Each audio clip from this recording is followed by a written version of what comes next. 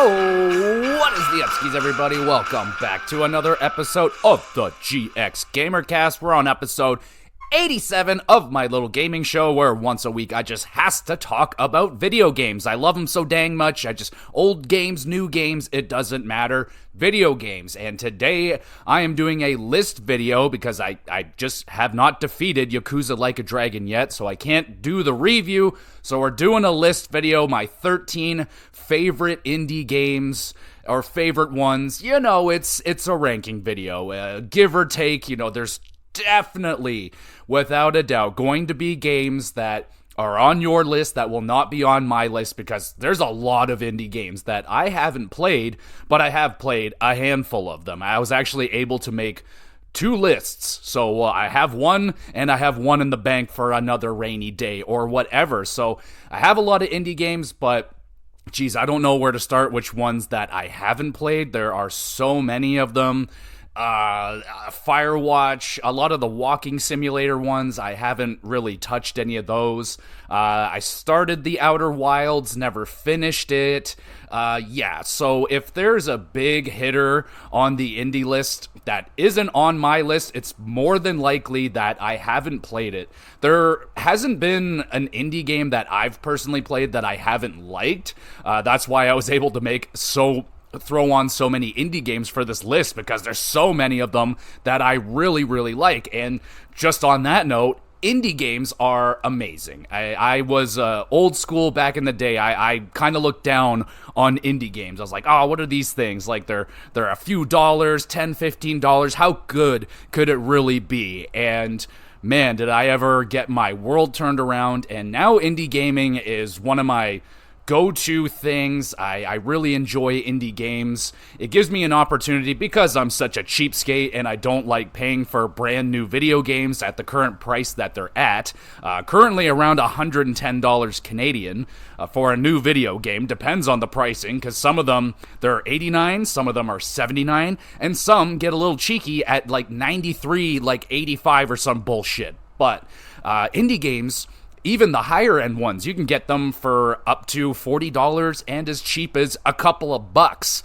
And yeah, so I've had fantastic experiences on a budget with these indie games. They got me through not hard times, but you know, when money was tighter, and you hear about this indie game that's getting these great reviews, and yeah, you give them a chance and they just become one of your favorite games of all time. And there's a lot of variety in indie games, especially nowadays. There's so much in there. The story-driven ones, there's just tight gameplay, the Metroidvanias, the platforms, the homage to the 8-bit style from the Nintendo, the Super Nintendo games. Like, man, indie gaming is where it's friggin' at, y'all. Like, if you are getting bored of, I don't know, playing the usual Ubisoft style of video game where it's just kind of checklist and do this and do that, try out an indie game. Maybe try out one of the 13 that I'll be talking about today on this list. So before we get into that, let's talk about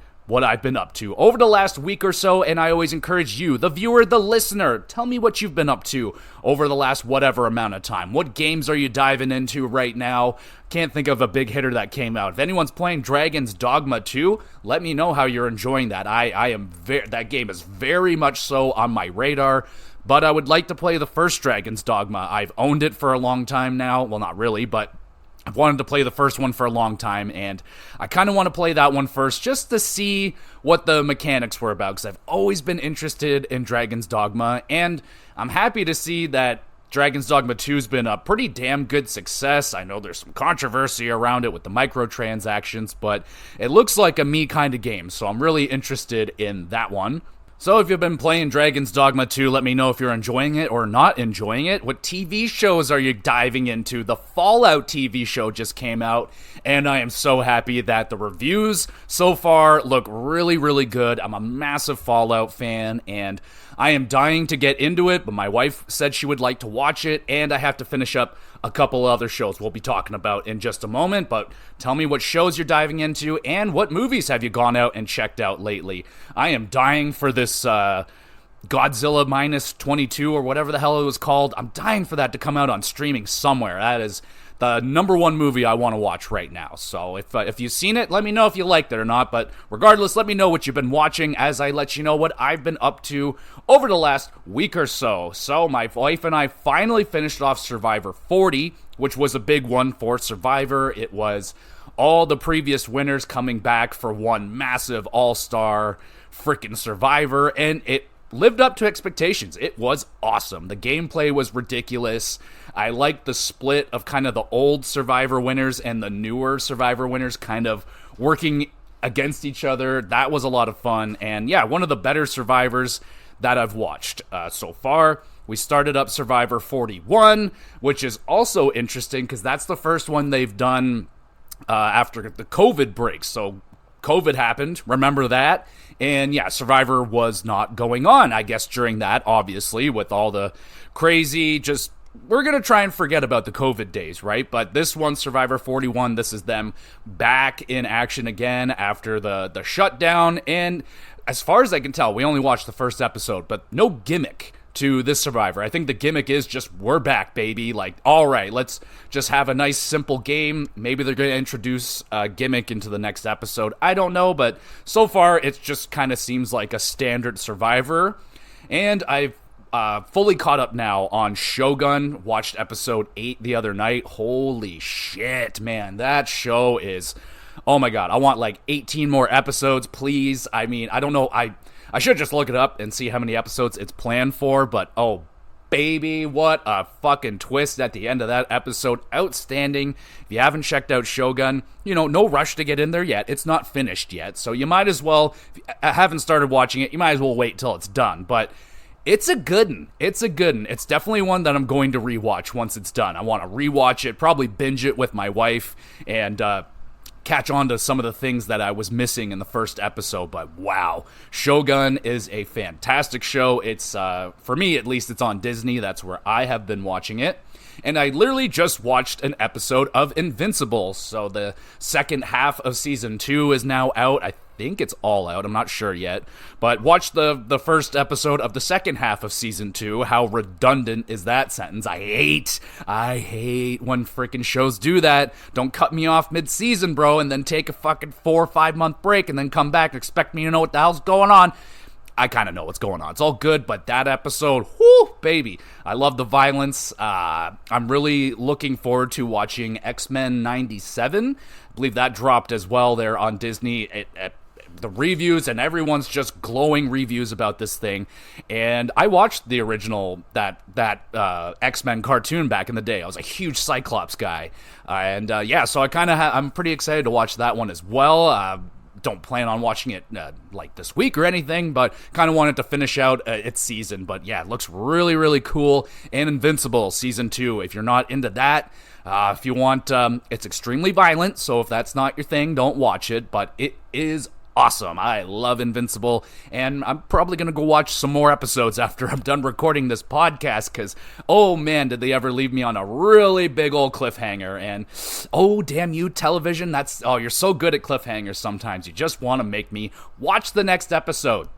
Now let's talk about some video games. Not a lot on the docket, especially new-wise. Nothing new. Still playing Balatro. Got my 5th win. So now I've unlocked challenge mode, but I have not dived into challenge mode, and I don't know what it is yet, but I am excited to find out about it. And if you're not on Balatro yet, what the hell's the matter with you? I am grinding this, one of my buddies at work down to try and just play this game. He literally came up to me, he's like, oh, I'm looking for a card building roguelite. I'm like, holy shit, like Balatro, baby. He's like, yeah, nah. I'm like, I was baffled. I don't get it. I just fucking threw you a fucking nice floater right down the middle and you swung and you missed. Like, how dare you?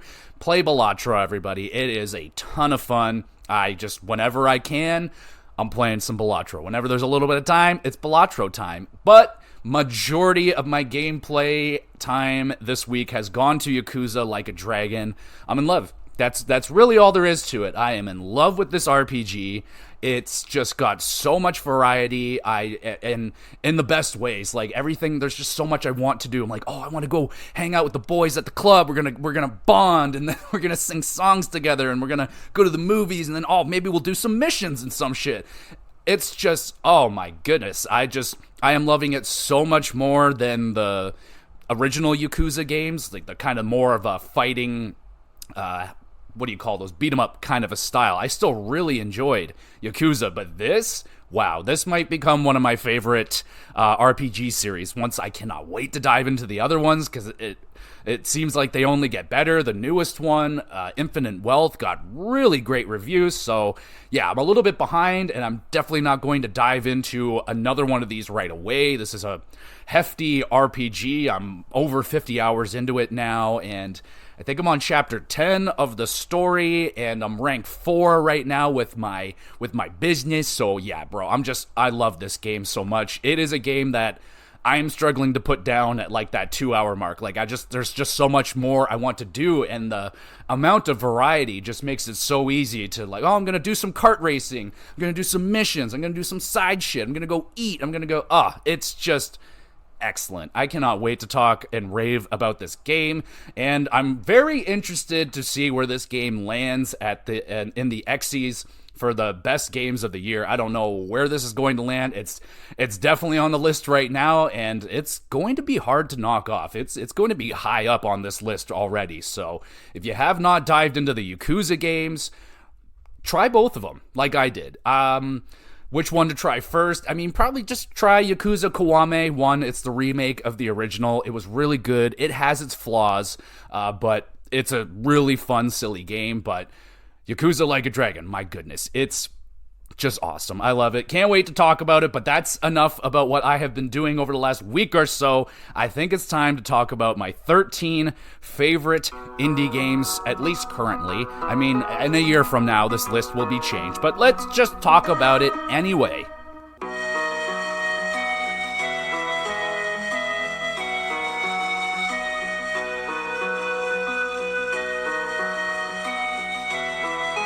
Oh baby, that Stardew Valley music really brings me back to a really beautiful time where, oh man, just a little bit simpler of a time, not that long ago. But it doesn't matter. Let's talk about freaking indie games right here. And you know, I'm not going to go into the minutia of what is and isn't an indie game. Basically, for me, if it has a unique, quirky art style, it didn't cost $89 on day one, and it was made by a development team that maybe had a few members, not very many people. For the most part, I feel like these are, some of these are very big games, but they started out small, and I feel like I know there's one game on here that was very controversial. I think last year about maybe not being made by an indie situation, but it was a very much so indie game to me. So let's just dive into this list, and we're gonna start off with one that is probably, it's going to be number 1 on a lot of people's lists. It could be not on some people's list. It may be. For me, it may be very high for some people to have it so high on this list, but that game is Undertale. Now, Undertale is a fantastic indie game. It is unlike anything I've ever played before, and if you played it, you probably know what I'm talking about, because this game really just breaks down some of the walls of video games. It is like scarily aware of you, the video gamer, and it does some like really trippy, creepy stuff sometimes, but why Undertale is much higher up on my list is the amount of times you need to play through the game to get everything out of it, and I'm not big on that kind of stuff. I don't like, there's 17 endings, and you have to do this and that, and jump through this and that hoop to finally see that. I generally am just gonna look it up online. I don't like rinsing and repeating stuff, but Undertale does a really unique job in the way that they're making you go through the game differently, because it's a completely different experience when you do certain styles of playthroughs. Now, what killed my playthrough of this game is that I messed up. I messed up doing something. I can't remember if I was doing the passive run where you don't kill anything or the other one where you kill everything. So I fucked up on one of those like midway through the run, and I was rather restart it or just, finish it out and get the same ending that I've already experienced. So that really soured my experience on it, though I enjoyed it. It was just at that point, when something like that happens to me in a game, and I'm just like, nope, that's fine. I got enough out of it. It's a super not expensive game, which most of these on the list, if not all of them, are extremely easy to get your hands on, very, very affordable, and probably on every platform because it's an indie game. They're smaller and easier to transfer to other consoles. In terms of what the hell game are we talking about right now? Undertale, yeah, it's on everything. You can get it on, I think it's on Game Pass. Like, I think you can get it for virtually free on any of the subscription things, but I played it on the Switch. All indie games are fantastic for the Switch. The Switch handheld is like a little indie. I love that thing for indie games, retro games. It's just so sweet to have those experiences on the go. But Undertale, if you haven't checked it out, it is by far one of the weirdest, strangest fucking games ever. Probably, if I ever got to it, would have been probably one of the harder boss fights of all time in there as well. When you get, what's his name, Scully or whatever, that character is just so fucking interesting and flowy. Like, what the hell, man? Like, there's just, the story of Undertale is just so fucking cool. Like, even though I didn't have the greatest experience with Undertale, it has to make my list because it's just so unique. I have so much respect for that game, but just not necessarily the type of game that I would want. I don't like going through, even though it's not a long game. I think it's like 4 hours, 5 hours to get through it. So probably at some point I will get back into Undertale. But yeah, when something like that happens, it really kills my run of a game, and then it's, I can move on to another thing very quickly with the amount of games in my backlog. Like, if you mess up with me, I'm moving on. Like, that's it. And that's kind of what happened with Undertale. All right, up next, this one I had to look up a little bit to make sure it was an indie game. Now, it says it was, and once I found out that it was, I'm like, I have to put this game on here just for the sheer amount of playtime that I put into it, the amount of addiction that I had to this game, to the point I bought all the DLC, which I rarely ever do. That is not me at all, but I did it for 2 Point Hospital, and I'm putting Campus in there because they're basically the same thing. But I just tried 2 Point Hospital on a whim, no expectations whatsoever, and I just got insanely hooked. Oh my goodness, this is just so my kind of game. You are running a hospital, and you build up your hospital, and you got all these special rooms to take on the special sicknesses that you're going to deal with throughout your playthrough of the game. Like, there's like people that are turning into fucking vampires or some shit. Like, there's all these wacky, zany, freaking what do you call them, sicknesses that you're going to have to deal with, and you're managing your hospital. You're hiring and training doctors and nurses and janitors and security, and if that's your kind of thing, the 2 Point series is probably the best one out there. Now, I have played some of the other like management style games. Like, I've done Planet Coaster. I fucking loved Planet Coaster. And but I haven't done like some of the main ones, like Roller Coaster Tycoons. Like, I never really played those because I was never a PC guy. I've always been curious to try them out on Switch, but I don't know, right? I don't know. But 2 Point Hospital and Campus. Campus is just bigger and better 2 Point Hospital. With the Campus, you got a campus. Now you're running a school, and now you're hiring teachers and janitors and security, that thing. But now you got all these different classes that you're teaching. You're throwing like parties for the kids and stuff. And they added in some improvements on things that you couldn't do in the first one. Like, now you can decorate the outside of your campus and like put up trees and shit or whatever. It's a lot of fun. Like, it's extremely addicting if that's your kind of games, those management things. I love them. And I never got more excited for the announcement of 2 Point Campus and the fact that it was coming out day one on Game Pass. I was there day one, downloaded it, played the shit out of that game. I haven't gone back and purchased any DLC, if there is any. I don't know if there was any I don't think there would be any on day one. I beat the shit out of that game in no time. did everything. And same thing with 2-Point Hospital. Like, I did everything in 2-Point Hospital, got every star, did all the challenges, and then I was like, I'm downloading the DLC, and I loved it. It was just more. I was like, yep, just give me some more. There's aliens now. Sure, yum, yum, yum. I'm eating it up. Love 2-Point franchise series. Campus Hospital, you can't go wrong. They're a little bit on the pricier side in terms of indie games. They're generally like, I don't know, they're probably $30, maybe $50, but you can get them on sale. You can get like the big bundle with all the DLCs. I would recommend that, because if you get addicted to it, you're going to want them anyway. You're just going to be like, I need another hospital to run. And each hospital is going to have like, you know, a fucking challenge to it. Like, oh, there's random meteor strikes or random people fucking spontaneously combust. I don't know, something like that. One of the slightly annoying things about it that I'm remembering is that there'll be like, there's like, okay, one situation is like, oh, we got spies in the school. And then you got to like, you know, especially when your schools get like a lot of students start getting in there, you have to like weed through all the students and find the ones that are acting funny. And then you got to kick them out. And sometimes that can be really annoying, but I fucking love 2 Points. So I had to put that one on the list without a doubt. We move on to the next game, and a very dark, very dreary, very depressing game.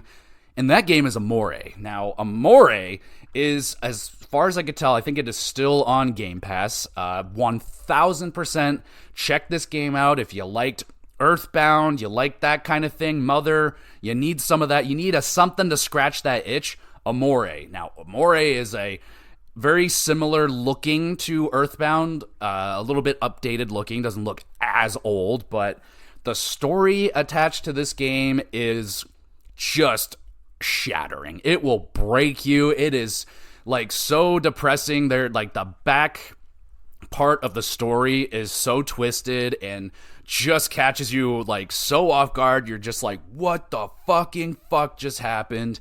But it's also wrapped in this like super cutesy art style with a lot of zany, funny characters. A good battle system. It's got this kind of rock, paper, scissor thing going on. The combat is probably my least favorite thing about the game, but it's the characters. The story was just insane. The atmosphere of the game. I love the look, all these areas that you're going to. But by far, the king of this game is the story.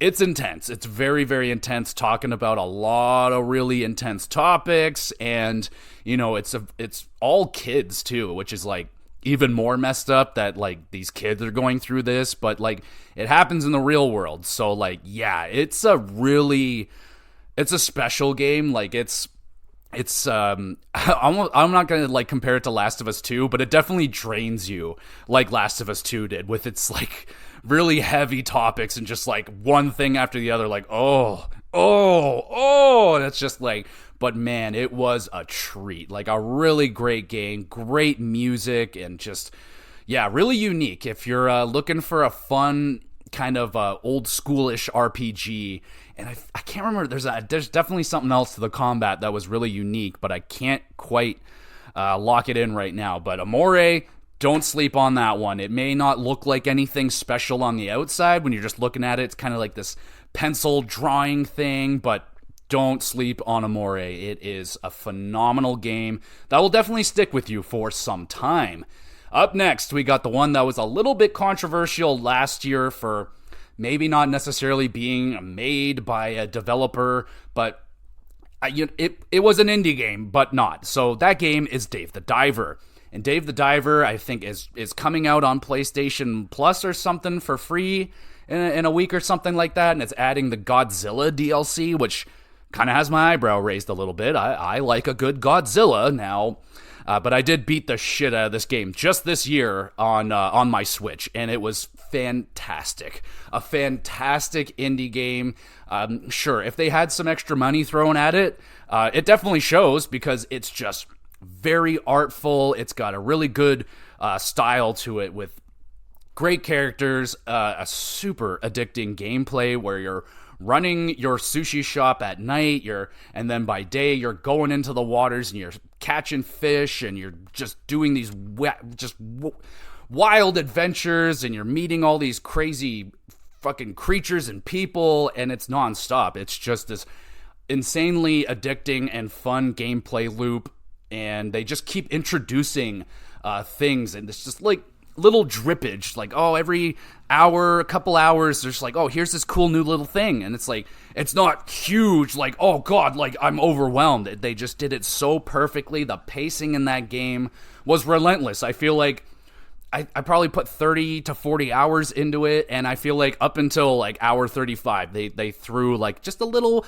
just, hey, check this out, this is pretty neat, eh? And I'm like, oh, that is pretty fucking neat. Or sometimes they don't hit, and you're like, whatever, and you don't even have to, like, it's not something you're like fully committed to. You can just like let it ride or whatever, if that makes any sense. But great art style, the gameplay was so much fun.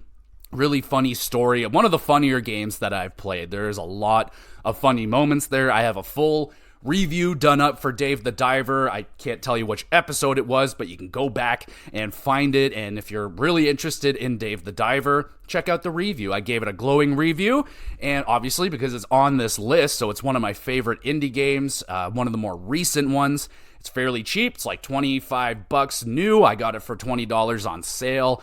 1,000,000% worth that price. You will get a lot of bang for your buck out of this game. It's long and fun in a good way. You can put it down, come back to it a month later, you'll be just dandy and not have a problem at all. You might not know what's going on necessarily, but that's fine. It's the gameplay that you're going there, but it also just has this insanely funny, charming story to go along with it, with a lot of ridiculous characters. We move on now to a game that I really, really love. This one was recommended from the Kind of Funny Games. I listen to them all the time, and it was Blessing and Jen. They were just, it might not have been Blessing, it might have been Greg, but they were going nuts about Chicory, A Colorful Tale. And I can't say I was all that interested in it when it first appeared. I mean, the art thing sounded really cool. So you can just, like, you're in this blank world, and you can just color it at whatever you want. You can color, you'll get colors as you go, but you can just color your world like it's your own little coloring book, and you're coloring it in another game with a amazing story attached to it. That is the thing about indie games, man. Like, you are going to get stories that are out of left field, talking about topics that your mainline games don't usually get into because they're trying to get a vast audience. So they're going to go with kind of a simpler story. With indie games, man, sometimes you go down these incredibly dark roads. You go down and discussing these incredibly dark things that are very real, that a lot of people deal with,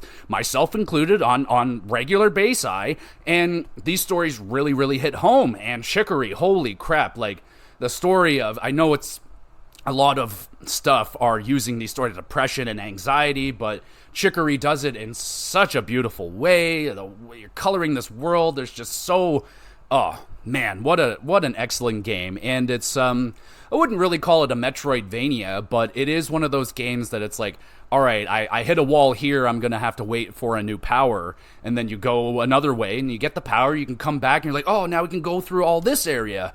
And it's got a lot of unique fun puzzles. It's got good, well, the boss fights were so-so. They were okay. They were good, but it's the art style, it's the cuteness of the game, but also the story that is just tugging at the heartstrings at all times. And you feel at your lowest, but it'll bring you back up. And man, I just love coloring this world, and you can do whatever you want, you know, just like when you were a kid. If you want to color a tree fucking yellow, go ahead, you can do whatever the hell you want, or you can make it look as realistic. Probably the best thing, my favorite thing about the game was the art classes.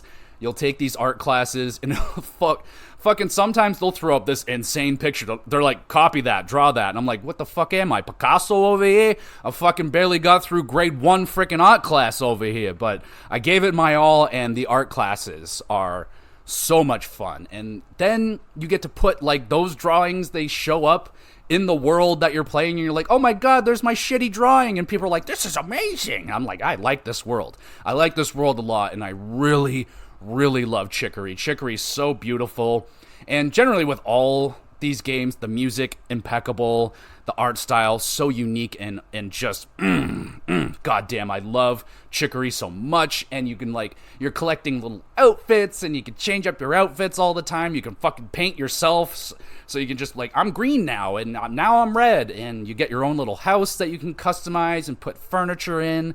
There's, like, these little cats all over the place that you're finding. I'm a huge cat guy, so if you got cats, that's just bonus points right there. So Chicory, A Colorful Tale, another one I don't think anyone should miss. You don't have to be artistic to play this game. It's simple coloring. It's, it's just fill in the blanks. It can be really quick and easy. You don't even have to color the world if you don't want to. It's still just a really fucking well-made game. So don't miss Chicory, A Colorful Tale. Now we got one of the most obscure games. I don't think anyone's heard about this one before, but I'll throw it out there and see what people say. But Rocket League? I don't know if anyone's played this one before, but I played the shit out of it when it came out. I do not play Rocket League anymore. It just got too crazy. It got too crazy. Literally, I popped the platinum for Rocket League, and I was pretty much Dunyan rings with Rocket League. I came back when they introduced, not the soccer, that's what they already have, but the basketball, the hacky, and they just didn't do it for me. They weren't very good, but oh my god, man. Rocket League is revolutionary. Like, holy shit. I don't think anyone expected it to be this big. I imagine the Rocket League people have said this numerous times. Like, that game came out for free on the PlayStation, and I remember I didn't even download it. Like, I was like, oh, what's this? Whatever. And I went the whole month, didn't download it, and then my buddies were all like, dude, this Rocket League game, like, what the fucking fuck? And I was like, oh, okay, I'll download it, it's free. And then I missed it, so I had to pay the $15 or whatever. But regardless, one of the best $15 I've ever spent. Up until I got that platinum, I played so much freaking Rocket League. It's so simple. It's so fun. It's you and some friends against some other friends and a soccer ball in the middle. And you just drive, and you're just trying to get that ball into the friggin' net. Simple, chaotic fun. And you got these little cars that you can customize. I imagine the customization has gotten a little insane since my days in Rocket League, but you can change up the look of the car. You can put a little flag on it, and you can color it or whatever the hell. So, that's kind of where I left it at, but I enjoyed that. And just so many fucking amazing times with the homies playing this game. Like, some of those insane goals, like, I know nowadays, I've seen some of the goals that people are scoring in Rocket League where they fucking launch themselves up into the air like they're going to fucking Mars, and then they, like, hit the ball out of the air and they're driving on the ceiling and shit. Like, I came back to Rocket League probably a few years ago just to see what the hell was going on. Yeah, people are driving on the fucking ceiling. I'm like, nope, all right, it's past me. That's fine. Rocket League they got too good. That's all there is to it. I can't keep up with y'all. You're too crazy out there. But my buddy from work, he still plays this game. Like, he's been playing this game damn near every day the whole time I've known him, for over a decade. So it's got some insane longevity. It's just so fun, so simple, and just a really good, like, one of those early indie stories that was, like, really cool. Like, no expectations, barely, I don't think anyone even, I didn't know a fucking thing about this game, and then out of nowhere, it explodes, and, I wish more, like, they still do it, but I wish more indie games would take that risk and put their game out on PlayStation Plus or whatever for free, and just, to get people to play your game. And it worked so good for freaking Rocket League. I think Fall Guys as well. Like, I showed up for Fall Guys, which I usually don't for, like, multiplayer games, but I was like, it's new, it's free for me, so let's give it a shot. And Fall Guys was a lot of fun. It's not on this list because I only played it for, like, a weekend, but it was a fun little weekend. I enjoyed Fall Guys, and I'm happy to see that. I believe it's still going, but yeah, man, Rocket League, pretty unbelievable game. It is just so much damn fun. I could go back to it at any time. It's just, I was there, I did the thing, I got my platinum, and I'm happy with it. Up next, another really obscure one. Kind of forgot that this was an indie game, but it's like kind of the indie game, I guess, if you've heard of it. And that game is Minecraft. Another just massive video game that I don't think anybody saw coming. Like, you look at Minecraft back in the day and you just look at a screenshot, you go, what the fuck is that? That is the ugliest piece of shit I have ever seen in my life. But if you were a kid like me and you grew up with Legos and stuff, this is just like everything we could have ever asked for as a kid, like a Lego kid back in the day, to have this like brick fucking generated world where I could just build and do whatever my imagination will let me build. And wow, man, like I've had a few fits with Minecraft where I just played the hell out of it for months. And I remember me and my homie Kyle, we did a survival mode, and we just, God, we went so deep underground until you're finding these massive caverns to the point that you get lost in your own cave systems, and it's just insane. I think we made this like insane, like we had to build this like 1,000-foot tower as like a beacon just so we know where like home base was, because we got so far out in that world and we lived for so long without dying that it was just so much freaking fun.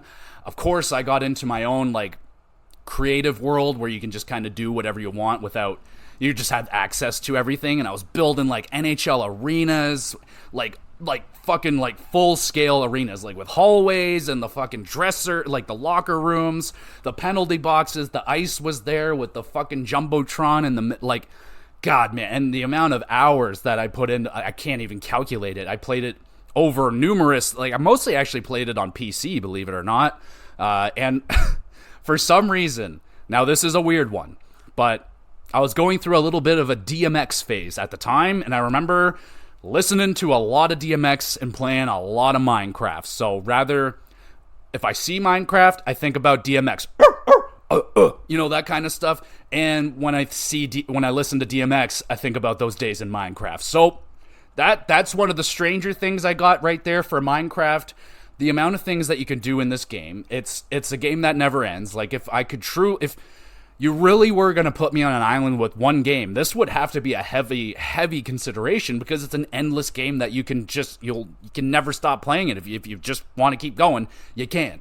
People have done Olympics. People have created games within the games. They have built in fucking sane things in this game. People have gotten married in Minecraft. Like, it's absolutely mind-boggling what Minecraft has become in gaming. Like, it's gonna go down as one of the most legendary, just fucking game-changing games of all time. Like, my goodness. And I was there for it, baby. I was there for Minecraft.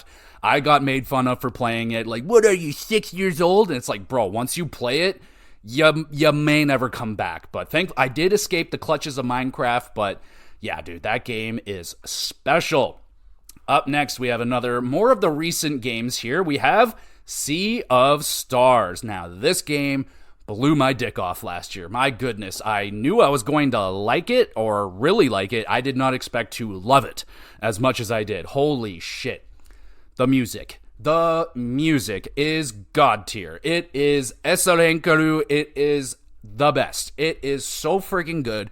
Probably the best RPG music I have heard since like Chrono Trigger. Like, wow, this is good. And you need good music when you're going to have an RPG like this, where it's not necessarily repetitive, because the combat is also very, very fun with just a sprinkle of strategy, not too much to scare most people off, but just enough to make me very happy. I love strategy, and they just sprinkled just enough in there to make me just like every battle felt different. Every battle was just a little bit different, and that is so hard to pull off. I thought they nailed it. Characters, amazing. Story, insane. Graphics, one of the most beautiful looking 16-bit art style games I've ever played. Incredibly fun. Music's insane. I mean, it really just checks off all the boxes. The only reason I couldn't give it like a perfect 10 is because like it isn't really changing the mold of that style of game that much. But is it one of the best in that genre? Absolutely. So check out Sea of Stars whenever you can. If you can play it on the Switch, play it on the Switch. It was free on PlayStation, so I played it there.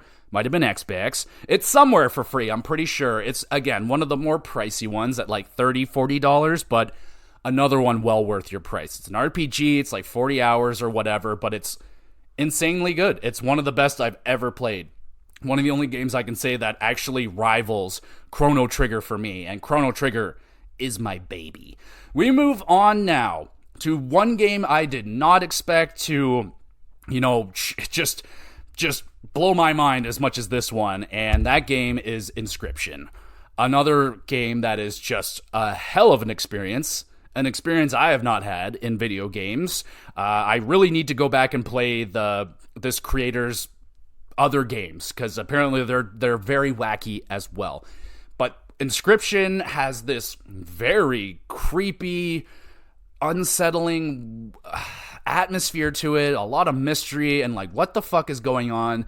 And it's also a deck building roguelike game. Like, what is going on? Like, there's so many things that just sounded so cool to me. I was like, I have to play this, and my goodness, am I ever happy I did.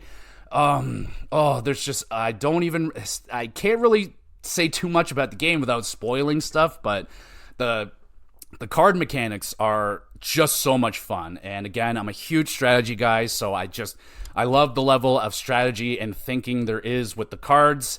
It's gruesome at times, like the teeth thing, like, oh, what the shit is that about? Like, man, and just really unique story, just so weird, and what a wacky game. It does at times feel like it runs on a little bit too long. Like, there's a real pace change with the game, and you're like, whoa, okay, this just kind of became a different game all of a sudden, in a good way. But damn, Inscription is going to stick with me, man. What a unique, strange video game, and I loved it so much. It is by far one of my favorite games on this list. We move on now to the next game. A game that I've done a Let's Play of on my YouTube channel. Shameless plug, go check it out. It's over 100 parts. I will never do a Let's Play that long ever again. Promise. That game is Disco Elysium. Oh my, I love this game so much. And it's not even really my style of game, but oh man, did I ever love it. This game is weird. It is funny as hell. It is dark. It is depressing. It's all the emotions, because this game is like an RPG that revolves all around emotions. So you're playing this detective, this real scumbag of a human being, just gutter trash of a human, and you, instead of leveling up things like my strength and my dexterity, you're leveling up things like my composure and my intelligence and my cop instincts, and just really weird shit that I have never seen a game do anything like that before. And then you get this insane story with just this, in this insane little town with crazy people everywhere, and you're trying to figure out who the fuck killed this man. There's a man hanged behind this hotel, and you're like, well, okay, I am a detective that needs to figure this out. Also, you're a detective that has no memory of who the fuck he is or what the hell he is. So you have to deal with that. You get probably one of, if not the greatest sidekick in gaming history in Kim Kitsuragi. Amazing human. I mean, I would, for even the video game version of this person, I would fucking die for you, Kim. You are amazing. You're my PlayStation avatar, and you always will be, because Kim is the homie. Oh, and the amount of times, like, I can go through this game again, and I can have a completely different experience. There's so many different ways to play the game, and the way to play it is to, like, specialize in something. Like, you want to be a big, dumb, strong cop. Then you can use your physicality to intimidate people, or you can be a really smart cop and use your wits and your senses to find clues and shit like that. Or, like, oh, there's just so many fun ways to play the game. There's so many different paths and endings and things you can do with it. When the game first came out on PC, there was no voice acting, but now it's got fully voice acted, and that's the way I played it on PS5 when it came out there. Fell in love. The voice acting is some of the best you'll ever, because it's not a very, like, flashy game. There's no cutscenes or anything like that. It's really just a lot of standing there and dialogue is happening. But the performances are so good and so captivating that you're hanging on to every word, especially when you're having inner dialogue with your own self. Like, the conversations you have with yourself are fucking amazing. The moments that I've had in this game are amazing. It's just, I love this game. It is so fucking good. It's on Switch. Now, I've just learned a little intel from a friend at work that the Switch version doesn't run the best. So if that is a problem for you, go check out the PlayStation 5 version or something like that. Fun trophies. They're a little quirky and a little weird to get them, which would require you to play through it multiple ways and times, but it's a good trophy list because it encourages you and kind of shows you the path to experience these experiences. So it is a crazy game, a game that I know for sure at some point, a year or two from now, I'm going to play it again, and I'm just going to have a crazy new experience. And Kuno is just one of the fucking biggest pieces of shit, but also has a heart of gold at times. It's so crazy. Like, the first time I met Kuno, I was like, oh my God. Like, that was when I realized, okay, that we got something special going on here, because this is new. So yeah, check out Disco Elysium, another one that's on the more expensive side for an indie game. I think it's like $35, $40. Again, check it out. If it's up your alley, pay the price. It's well worth it. It's a longer game. It was like 40-ish hours, but what a story, what an experience. Don't miss it. Up next, we have, oh boy, well, one of the harder games I've ever gone through, but boy, did I ever love it in that game, and we're still waiting for the next one. Do you know what it is? It's Hollow Knight. Hollow Knight. Oh, baby. Arguably one of the best Metroidvanias ever made. I love the art style in this game. And one of the games I went deepest with the lore. The lore in Hollow Knight, I think, it might be my favorite one. It is so fucking cool. And there's so many well done lore videos on YouTube. Like, just check those out. And if that doesn't entice you to play the game, then just watch some freaking gameplay, because it's a beautiful video game. Awesome art style. I love the world that they built. It's so, like, mysterious and dark and not your usual style with those Metroidvanias. Generally, they're, like, really colorful and stuff like that. But this one's dark and dreary. The story is very dark and dreary. And, my God, the boss fights, from boss fight to boss fight, there are so many excellent fights, incredibly difficult fights, absolutely. And I haven't even done, like, the real hard ones, like the True Radiance or whatever. No, I'm not playing that game. No, thank you. But music, again, some of the best you'll ever get. I can't remember the name of that boss, but he's like the kind of like the devil-y, vampire-y looking guy. That music, oh my God, it's so freaking good. Now, this game could easily be number one. The only reason why I wouldn't have it at number one is the sheer fact of the difficulty would hurt my replayability of it. There's some bosses I would never want to have to go put myself through ever again. Yeah, so it's a tough game. I went into it blind, and it was just a ton of fun exploring this game. A ton of variety in the areas. Some I didn't like the thorny area. I fucking hated that area. Like, it just, some of the jumps you had to make, but the controls are, the pacing of you acquiring the powers and unlocking new areas of the world is amazing. What a phenomenal video game. And we are all waiting desperately for Silk Song to finally come out. I just want it to come out. Like, I please. And but again, I want them to make it right. I don't just throw it out there, because then, it's not going to live up. I have a lot of hope that Silk Song will come out and it will be awesome. So, God, I hope so. And it's going to come out on Game Pass, hopefully day one. I'm going to play the shit out of it, and it's going to be so much fun. But yeah, Hollow Knight, one of the harder, if not the hardest Metroidvania that I've played. I haven't played a lot of Metroidvanias, and most of them, if not all of them, are pretty hard. That's generally how they work. But yeah, Hollow Knight by far the hardest one for me. But man, what a fucking good game. Some of the best satisfying, boss victories I have had in gaming, like taking down Radiance and taking down that fucking goddamn Sanctuary guy or whatever the hell his name was. He gave me so much damn trouble, but God, some of the most satisfying wins in my gaming history was with Hollow Knight, and I feel like a lot of people have played Hollow Knight. It's a pretty freaking popular game, but if you haven't checked it out, it's super cheap, probably free on a lot of platforms. Check it the fuck out. Now we're getting, well, we've been doing heavy hitters throughout probably all this list, but now we're down to the final two, and these are my babies right here, and it was a very tough decision to pick between my two children, but Number 2, Stardew Valley. Oh, yeah, baby. This is the quintessential Harvest Moon farming simulator game ever, period. Don't even. It is the best. It looks the best. It's the most fun. It has everything and more. It has the addicting farming gameplay. It has the addicting relationship gameplay. And it has a fantastic, dungeon system where I can't get enough of it. I love this fucking game. It is so addicting.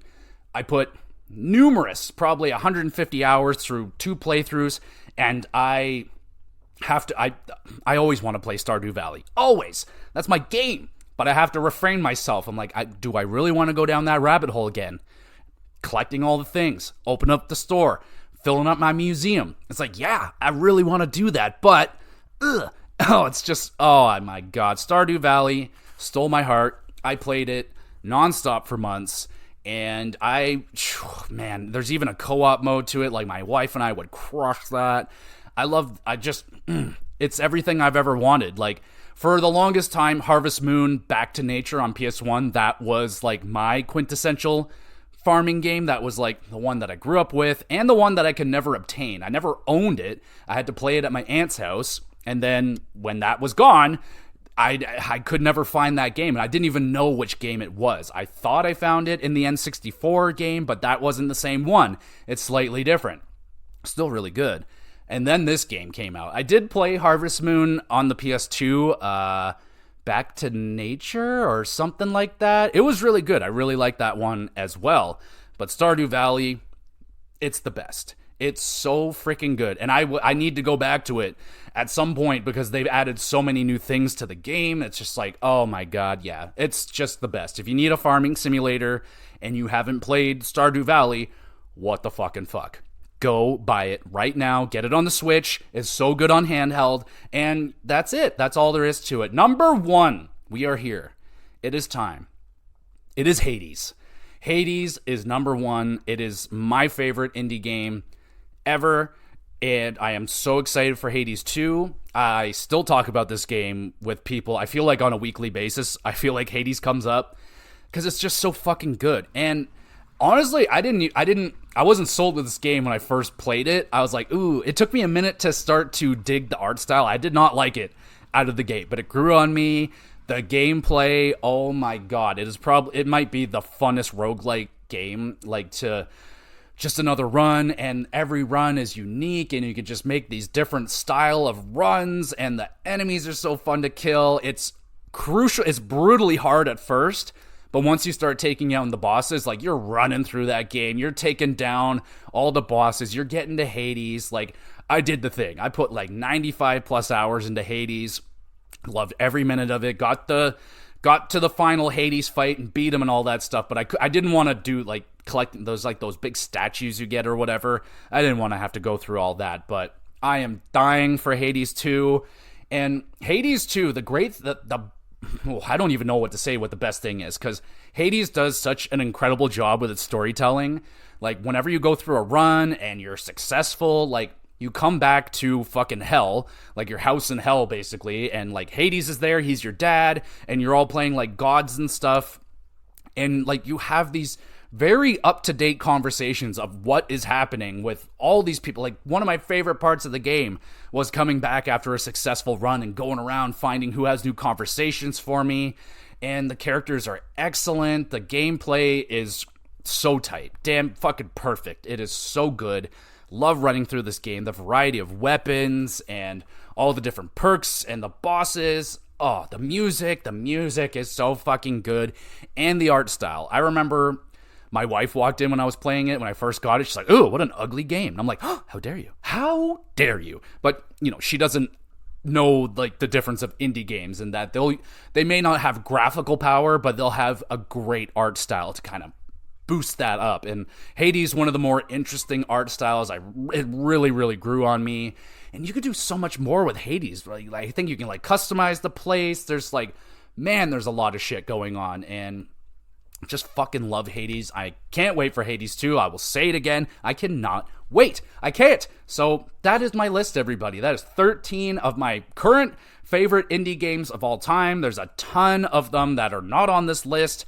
I have another list made up with more games. So one day soon, we'll talk more about some more indie games when it's time. Maybe I'll have some new ones added to the list. There's a lot of, there's big ones on my PlayStation right now that I'm ready. They're there. They're waiting for me, and I'm going to get into them. And maybe we'll have some new hitters on the list for next time. But that is it for me, everybody. Thank you so much for listening. I hope... oh, wow, that was a big one. Hopefully you enjoyed the episode. Let me know, what's your favorite indie game of all time? What's your top 5? What's your top 10? Hell, what's your top 13? If you can go that far, hit me with your top 13 indie games of all time. How different is our list? How stupid do you think my list is? It doesn't matter. It's my list. I don't know what I never got that with lists, why people get so up in arms about it. Now, I can understand if the title was this is the bona fide, 100% legit greatest indie games of all time, nothing to be said, period. Then you can give them shit. When it's just, these are my favorite games. My being the big tagline. So let me know yours. I let you know mine. Don't be mean and stuff like that. I like my list. I think that's a nice little list right there. Some good variety and some of those really obscure ones like Minecraft. I don't know if anyone's heard of that one, but if you have, let me know how much Minecraft and Rocket League that you played. And that is my list. In terms of what else we got going on this week with the GXGamer or Pluscast. Wrestling Awards will be coming out. I'm banking on tomorrow. Saturday should be out sometime afternoon, evening time for everybody. And that is going to be a lot of fun. I've been holding it off. I wanted to do it Wednesday, but I'm like, nah, I would feel like it's rushing. I need to go over some things and look through a couple of these awards, make sure it looks okay, but I think I'm ready. Still going to do a little review later on today and make sure, because it's a really hard list to hold on. It's a year long of wrestling. I've watched hundreds of hours of wrestling this year, so there's probably going to be mistakes and things slip through the cracks, but it's going to be a fun show. Handing out the best of the best awards, I have a top, I don't even know how many of the matches I'm going to put. I have a huge list of my favorite matches of the year. I don't know if I'm going to cut it down to 10, to 5, to 15, to 20. I don't know yet, but there's going to be my favorite matches of the year, pay-per-views, female, male wrestlers of the year, worst match of the year, all that stuff. It's going to be a ton of fun. WrestleMania is over now, so now we're on the fun path of the aftermath of Mania. So it is going to be a really fun GX WrestleCast this week, recapping the aftermath of WrestleMania. Raw was fucking insane, so make sure you're staying tuned for the WrestleCast this week. May not come out till Sunday, possibly Monday. I don't know yet. I'm rather behind at the moment with the wrestling. I have a lot of catching up to do, so I'll keep everybody posted. Best way to keep posted, follow along on Twitter. I do my best to make announcements as quick as I can, as soon as my brain knows what the hell is going on in the world. I will announce stuff. So you can follow along on Twitter. I upload all of these episodes to the YouTube channel, GamerGX Videos. Links are in the description. You can follow along over there, subscribe to the YouTube channel, and that is the best place to drop a question. You want to have a question answered live on the podcast, I will answer that question, shout you out for that question, and answer it live. That would be a lot of fun, and I would love that very much. So send in questions related to video games, wrestling, hockey, whatever, podcasting stuff. And if you don't want to have, you want to have a private conversation, that's fine. I have an email address there as well. If you just want to chat games or you're having a bad day, there's an email address there for you if you need it. And what else do we got going on? Hockey. We did the hockey cast this week. At the moment, I'm not saying I'm canceling the hockey cast necessarily, but not even necessarily on life support, but it may be my last season I do the hockey cast. I don't know. It just, some things have changed at work where I can't listen to my podcasts at work anymore. So that's making it a little bit difficult for me to stay up to date with all the news that I try to stay up to date with. So I'm managing, I'm moving around some things. I feel like At worst, there may be a missing episode every here and again, but so far, nothing's changing with the Hockey Cast. We're still moving along as planned. Playoffs are right around the corner, building up my episode, and we're going to do predictions. It's going to be a lot of fun. I think I'm just in a funk this year with hockey because all I want is playoffs. That's all I'm driving for right now. So this season has been a little bit of a drag for me, but I still love covering the news and topics of hockey. I just haven't been that engaged with watching it this year. So, there's that. But I think once I get to my playoff hockey, that's going to rejuvenate whatever's going on with my hockey. Maybe I'm just getting bored of watching just the Leafs all the time. Like I have been watching more Calgary, but maybe I need to go try just some random teams. Maybe I need to watch more Edmonton and Colorado games or something. I don't know, but that's just, some things and thoughts that I've been having about the Hockey Cast. Again, it's not in any real danger right now, at least not until the beginning of next year, and then we'll see how I'm feeling about it and throughout this offseason where news is going to be scarce. So we'll see how it goes, but I like to keep the Hockey Cast going through the summer because everybody else's Hockey Cast shuts down, so that's that's my time. That's my time to shine, baby. No one's listening, I'm still here, so hopefully everything's gonna be fine there. It's just 3 podcasts a week, full-time job, and not being able to listen to my podcast at work has just really affected my how much of the news and topics I can get interested in and get fired up about wanting to talk about. But keep you posted. I am still getting my podcast in. I just have to do it a little bit differently. Have to do it at home more often and stuff like that. So there you go, everybody. Hopefully you're having a great day. This podcast is helping you through whatever you're doing. You're at work, you're doing some fucking chores, or you're just hanging out listening to a podcast. Thank you so much for listening. You're awesome.